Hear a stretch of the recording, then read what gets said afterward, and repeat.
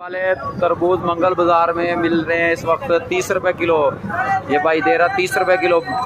ये वाले तरबूज मिल जाएंगे और काट के लाल दे रहे हैं जी 30 रुपए किलो।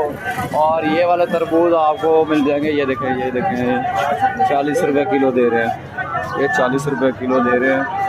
ये इधर ये 40 रुपए किलो, ये 130 दे रहे थे। ये वाले अच्छे वाले तरबूज आपको मिल जाएंगे 50 रुपए किलो। माशाल्लाह अच्छे जो जैसे होते हैं ये 50 मिलेंगे। और आम, ये आम 150 रुपए किलो, 250 के 2 किलो दे रहे हैं। फरमानी 250 रुपये, फरमानी 250 रुपये। आलू बुखारा सूरी भाई 300 रुपये। आलू बुखारा 300 का दियो भाई। ये वाला आलू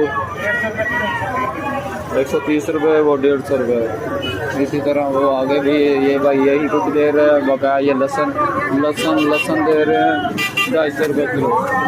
और इसके बाद आम का व्यू दिखा दें। ये मंगल बाज़ार सारा लगा हुआ है, तो मंगल बाज़ार में आम जो है मुकाबला चल रहा है आम का इस वक्त।